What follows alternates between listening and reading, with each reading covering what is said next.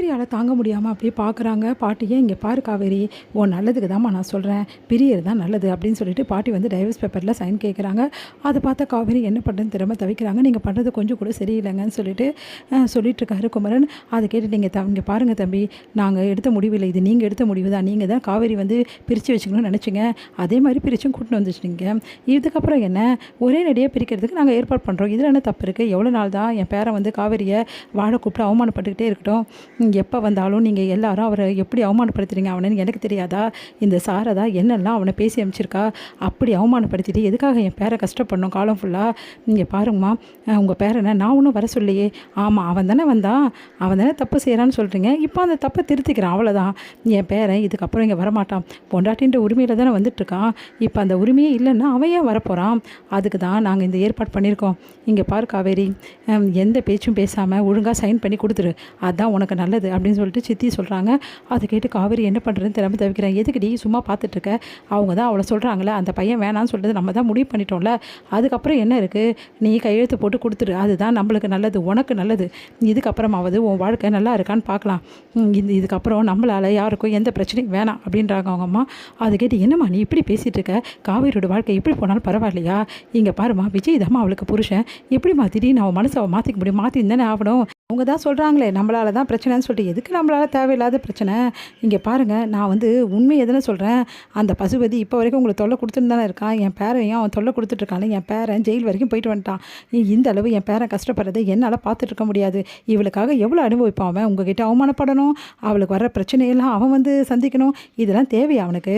ஆமாங்க, உங்களுக்கு தேவையே இல்லைங்க, எதுக்காக எங்களுக்காக பிரச்சனை? இங்கே பார்க்க காவேரி, கையெழுத்து போட்ட முதல்ல அவங்ககிட்ட கொடு அப்படின்றாங்க. அதை கேட்டுட்டு காவேரி பயங்கரமாக அதிர்ச்சி அடைகிறாங்க. என்ன பண்ணுறதே தெரியல, காவேரிக்கு குழம்பி போகிறாங்க. எல்லாத்தையும் நினச்சி பார்க்குறாங்க, விஜய் கூட இந்த உறவுகள் எல்லாமே நினச்சி பார்க்குறாங்க.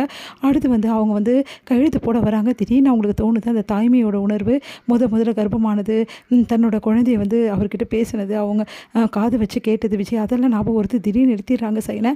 என்ன காவேரி, கையெழுத்து போட போனவன் நிறுத்திட்டேன் அப்படின்னு சொல்லிட்டு பாட்டி கேட்குறாங்க. பாட்டி ப்ளீஸ் பாட்டி, இப்போ இருக்க நிலைமையில என்னால் கையெழுத்து போட முடியல, கொஞ்சம் எனக்கு டைம் கொடுங்க ப்ளீஸ் பாட்டி அப்படின்னு சொல்லிட்டு கெஞ்சுறாங்க. ஒன்றும் இல்லை, எதுக்குடி டைமு, கையெழுத்து போட்டு கொடுத்துனா அவங்க போவாங்கல்ல, இதோட வேலை முடியும்ல அப்படின்றாங்க.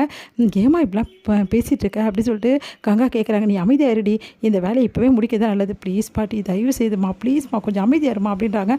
ப்ளீஸ் பாட்டி, எனக்கு கொஞ்சம் டைம் கொடுங்க பாட்டி, என் மனசு நான் முதல்ல வந்து சரிப்படுத்திக்கணும் பாட்டி இந்த விஷயத்துக்கு, அதுக்கப்புறம் நான் சைன் பண்ணுறேன் பாட்டி அப்படின்றாங்க.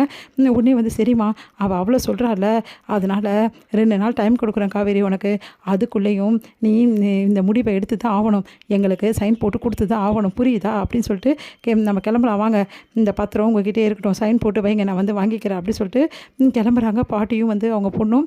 இது எல்லாம் பார்த்து காவேரி அப்படி குழம்பி நிற்கிறாங்க. உன்னை எல்லாருமே இல்லை, என்னடி இது, கையெழுத்து போட்டு கொடுத்துட வேண்டியது, நான் அவன் கூட வாழ மாட்டேன்னு தானே சொன்னேன், ஏன் அவன் வந்து பேசுனதோட மனசு மாறிட்டியா நீ அப்படி சொல்லிட்டு அவங்க அம்மா கேட்குறாங்க.